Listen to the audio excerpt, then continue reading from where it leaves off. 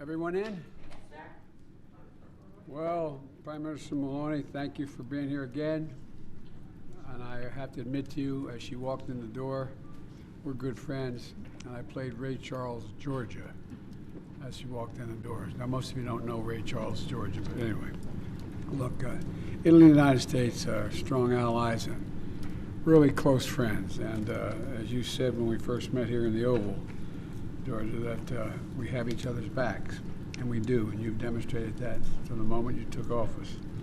And we also have Ukraine's back. That's why I'm urging the House of Representatives to pass the legislation that allows us to, in a bipartisan way, continue to support Ukraine now. They need the security bill now. The bill includes funding for Ukraine so we can help keep Putin from his onslaught from succeeding in Ukraine.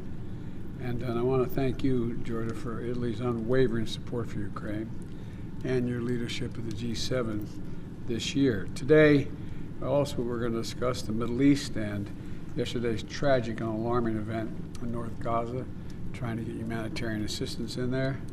And the loss of life is heartbreaking. People are so desperate that innocent people got caught in a terrible war, unable to feed their families, and you saw the response when they tried to get aid in. And we need to do more, and the United States will do more.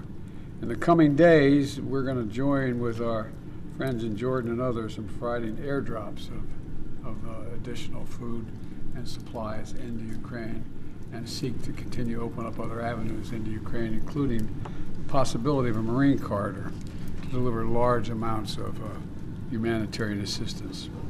In addition to expanding deliveries by land, as I said, we're going to insist that Israel facilitate more trucks and more routes to get more and more people the help they need. No excuses, because the truth is, aid flowing to Gaza is nowhere nearly enough. Now, it's nowhere nearly enough. Innocent lives are on the line, and children's lives are on the line, and we won't stand by and let until we get more aid in there. We should be getting hundreds of trucks in, not just several. And I won't stand by, we won't let up, and we're not going to pull out every stop we can to get more assistance in. So, and here's the deal.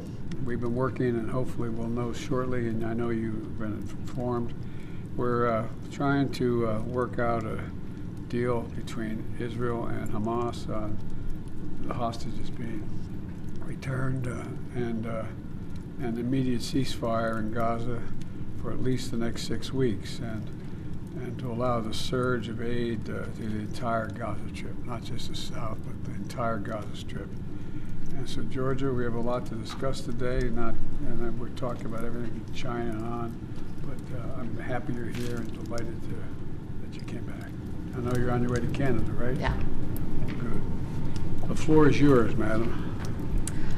Well, I'm delighted to be here today in my capacity as G7 chair, and I look forward, Joe, to hosting you in Puglia next June for the Leaders Summit. I'm working on a concrete and substantial G7 summit. We intend first and foremost to reaffirm the rule-based international order, defending freedom and building peace for Ukraine. And in doing this, I think we need to tackle the narrative that wants the West against the rest. So the dialogue, our dialogue within the G7, within the global South is essential. The crisis in the Middle East is of the utmost concern.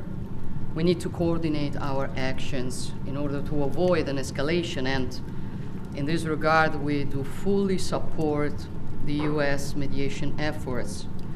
The humanitarian crisis is our number one priority. Italy is concentrating its contribution on this. Meanwhile, we are cooperating with all regional actors that must be part of any future outcome. We should work together on concrete steps to guarantee the two-state perspective, which is the only long-term sustainable solution. And then the Houthis' attack on commercial vessels that endanger freedom of navigation in the Red Sea are unacceptable. EU naval operation Aspides, that as you know, is under Italian tactical command, is an important response to the disruption of transit through the Red Sea.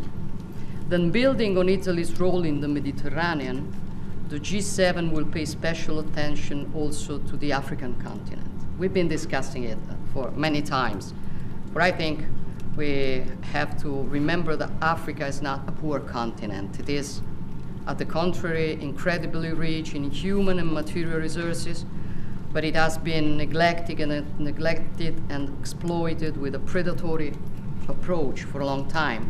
And I want to reverse this approach together with you, which is also a root cause of the migration crisis. We need to support Africa's development on an equal basis and put an end to illegal migration while fighting human trafficking. Human trafficking has become the most financially rewarding crime globally, and we cannot accept it any longer. For this reason, I came here today also with a proposal to launch a global alliance against human traffickers. The G7 will discuss artificial intelligence as well. AI is a means. It can be a good or a bad one. It depends on our capacity to govern it, to tackle the risks and the impact it can have, for example, on the labor market. We want to develop AI, but also we want to be certain that it remains human-centered. And then, last but not least, I came here to boost our strategic cooperation. And our relations are enriched by the presence of more than 20 million Italian Americans. During our last meeting here, in Washington, we said we wanted to improve our bilateral cooperation and our trade, and we did it. For in 2023, our bilateral trade reached the highest amount ever with $102 billion of exchange. So I think we did a good job, but I also think that we can do even better, and I hope this will be our mutual goal for this year. Thank you, Joe. Well, it is, and I tried to help. I married an Italian American. So, thank you all very much. Mr. President, was your mind made up by the tragedy of Ireland yesterday?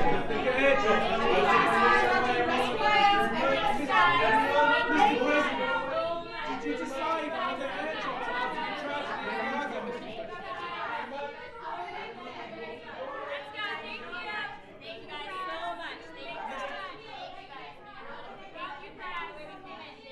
When will we have a ceasefire, Mr. President? When do you expect a ceasefire, Mr. President? Can you tell us when you might expect a ceasefire, Mr. President?